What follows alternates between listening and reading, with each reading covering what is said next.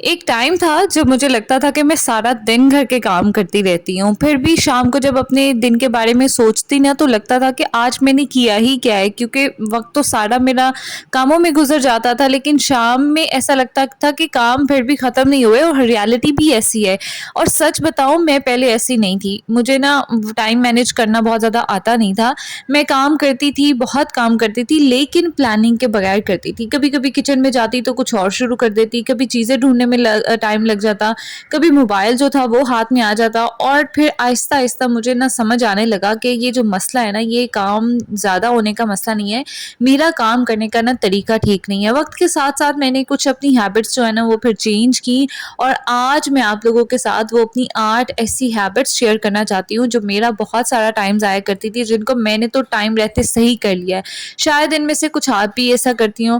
अस्सलाम वालेकुम जी, आज के व्लॉग में आप सबको खुशामदीद। आज जो मैं आप लोगों के साथ बात शेयर करने लगी हूँ ना, इसको आप लिख लें या अपने जो है ना ज़हन नशीन कर लें, क्योंकि ये जो 8 हैबिट्स है ना आपके बहुत काम आने वाली हैं। सबसे पहला काम ये कि हर काम ना ज़हन में रखना, यानी कि टू डू लिस्ट नहीं बनाती थी। मैंने इससे आप लोग को पहले भी शेयर किया है कि पहले मैं ना सोचती थी कि मुझे सब याद रहता है, लिखने की क्या ही ज़रूरत है। लेकिन मसला ये है कि दिमाग ना हर वक़्त कामों की लिस्ट बना रहा होता है, कपड़े धोने हैं, किचन साफ़ करना है, सब्ज़ी लानी है, बच्चे का काम करना है। इसी दौरान में कोई और काम याद आ जाता है, तो अब मैं कोशिश करती हूँ कि जो काम वाक़ई करने वाले हैं ना, इन्हें लिख लूँ। छोटी-सी टू डू लिस्ट बनाने से ना, इससे सिर्फ़ काम जो है ना वो सिर्फ़ ऑर्गेनाइज़ नहीं होते, आपका ना दिमाग भी फ्री हो जाता है, खाली हो जाता है। और एक बहुत इम्पॉर्टेंट बात कि मैं अपनी ना टू डू लिस्ट आप लोगों के साथ पहले शेयर कर बैठी हूँ कि उसमें भी ना मैं 20 काम नहीं लिखती, सिर्फ़ वो काम लिखती हूँ जो मुझे वाक़ई आज के दिन करने वाले हैं। यानी मेरे 3 से 5 काम ऐसे होते हैं जो मैंने बहुत ज़रूरी करने होते हैं, उनको भी प्रायोरिटाइज़ कर लेती हूँ कि ये काम बहुत ज़रूरी है, ये लाज़मी करना है, और जो कुछ बच जाए तो ऐसा नहीं है कि मैं खुद को ब्लेम करने लग जाती हूँ। दूसरी चीज़ ये कि चीज़ें जो है ना वो अपनी जगह पर ना होना, ये मेरी बहुत बुरी टाइम वेस्टिंग हैबिट थी। चाबियाँ किधर गईं, कैंची किधर रख दी, चार्जर किधर चला गया, बच्चे की चीज़ कहाँ पे रख दी, और फिर ऐसी चीज़ ढूँढने में टाइम ज़ाया करना कि बेतुकी जगह से वो चीज़ मिलती थी। फिर ख़ैर मैंने एक सिंपल सा रूल बनाया जो कि जापानीज़ का ही बनाया हुआ रूल है कि हर चीज़ को ना उसका अपना घर दे दें। यानी every important thing needs a home. तो आप जब एक जगह को ना एक चीज़ को अपना जगह दे देते हैं, अपनी जगह घर दे देते हैं, यानी चाबियाँ एक जगह, मेडिसिन एक जगह, क्लीनिंग प्रोडक्ट्स जो है उनको कैबिनेट्स के नीचे रख दें, चाबियों को दीवार के साथ जो है हैंग कर दें, बच्चों की ज़रूरी चीज़ें जो है वो एक ड्रॉ में रख दें, किचन की चीज़ें जो है ना अपनी अपनी जगह पे रखते हैं, जगह कम है तो टोकरियाँ ला के, बॉक्सेस ला के उसमें रख दें। अब ये होता है कि हर दफ़ा ना मुझे चीज़ ढूँढनी नहीं पड़ती, और यकीन करें जो चीज़ें ढूँढने का टाइम है ना वो भी घर के काम का ही एक वक़्त में शामिल होता है, और इससे ना ज़िंदगी इतनी आसान हो गई है कि अब मुझे सोचना नहीं पड़ता। अच्छा, तीसरी हैबिट ना हर घर का मसला है, बहुत सारी बहनें रिलेट करेंगी, और वो ये है कि मील प्लान ना करना। यानी पहले खाने के वक्त ना आकर मैं सोचती थी कि आज क्या बनाऊं, फिर फ्रिज खोलो, फिर सोचो, कुछ निकालो, बनाओ कुछ, फिर पता चला फलानी चीज़ मौजूद ही नहीं है, और एक छोटा सा खाना भी ना वो आपका बहुत अननेसेसरीली जो है ना वो आपका टाइम कंज्यूम करने लग जाता है। तो अब मैं कोशिश करती हूँ कि कम से कम अगले दिन के खाने का ना बेसिक आइडिया मुझे पहले से क्लियर होता है, दिमाग में क्लियर होता है, या लिख के रख लेती हूँ। अगर कोई चीज़ प्रिपेयर करने वाली होती है ना तो उसे पहले से निकाल के रख देती हूँ। यानी ज़रूरी नहीं कि पूरे हफ्ते का एक कॉम्प्लिकेटेड आप कोई मील प्लान करें।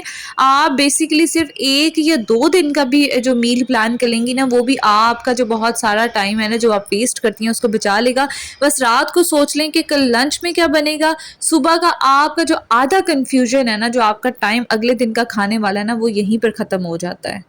अच्छा, चौथी हैबिट है जी कि स्क्रीन टाइम को ना बस 5 मिनट के लिए मोबाइल पकड़ने लगी हूँ, इसको पकड़ के ना मोबाइल पकड़ना। देखिए, काम के दरमियान में ना मोबाइल उठाना बस 5 मिनट के लिए, बस एक रील, बस एक वीडियो, कोई एक मैसेज, और अचानक टाइम देखो तो अब इतनी बेबरकती हो गई है ना टाइम में कि पता ही नहीं चलता कि टाइम कहाँ गया। पहले मैं भी यही करती थी, फिर मुझे रियलाइज़ हुआ कि स्क्रीन टाइम जो है ना ये सिर्फ मेरी रिलैक्सेशन का वक्त नहीं ले रहा, ये मेरे काम के दरमियान का ना फ़्लो भी तोड़ रहा है। एक फ़्लो जो होता है ना, जैसे पानी का एक फ़्लो नहीं टूटना चाहिए, इसलिए इसी तरह ना काम का फ्लो भी नहीं तोड़ना चाहिए।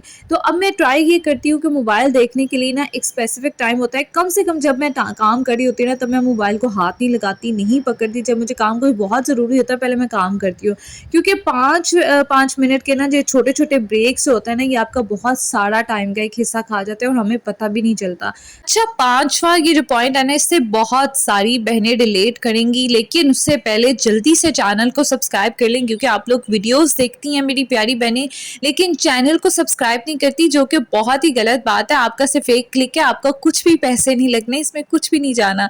अच्छा जी, 5वां पॉइंट ये है कि हर काम को ना हम एक ही टाइम में करने की कोशिश करती हैं, और ये जो टास्किंग की हैबिट है ना, हम में बहुत पुरानी और बहुत गंदी हैबिट है।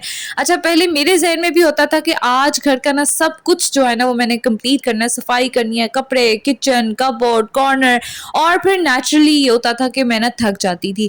अब मैंने ये सीखा है कि यानी कि every day doesn't need a deep cleaning day. इस चीज़ को आप याद रखिए कि हर दिन जो होता है ना वो डीप क्लीनिंग डे नहीं होता। कुछ काम डेली के होते हैं, कुछ वीकली होते हैं, और कुछ जब वाक़ई ज़रूरत हो ना तब करने होते हैं। देखिए, घर मैनेज करने का मतलब ये नहीं होता कि हर दिन पूरा घर बड़ा डीप क्लीन किया जाए। बस आपका घर पुरसुकून होना चाहिए, चीज़ें अपनी जगह पे मौजूद हो, आपका घर वैसे ही बहुत जो है ना वो मैनेज और ऑर्गेनाइज़ लगेगा।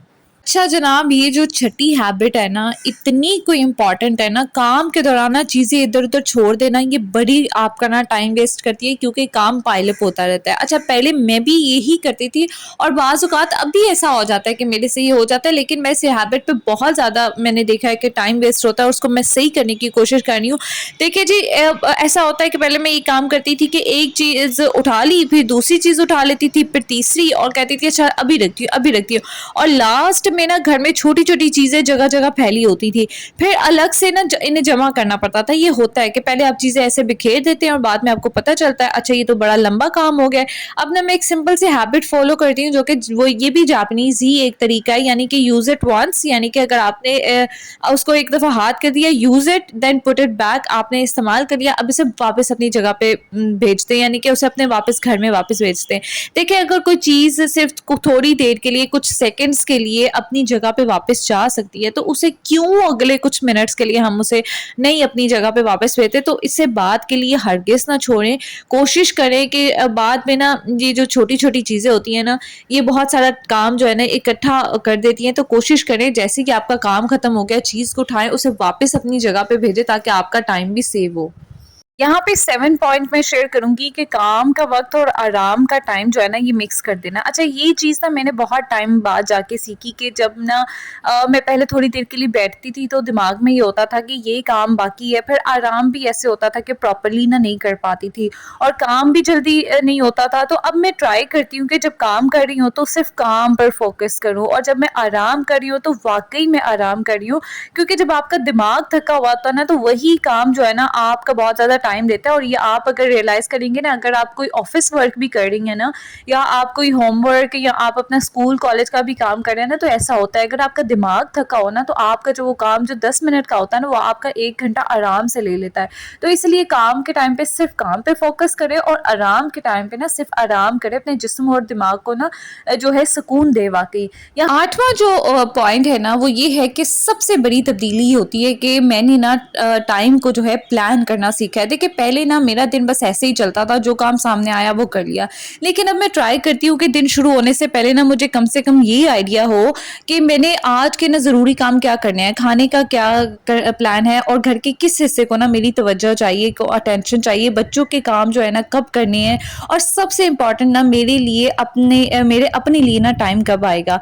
तो मैंने ये सीखा है कि अगर आप अपने दिन का वक़्त जो है ना खुद प्लान नहीं करेंगी, तो छोटे-छोटे काम, रैंडम क्लीनिंग, मोबाइल फ़ोन और दूसरों की जो डिमांड्स होंगी ना, आपका पूरा दिन वो खुद प्लान करेंगी।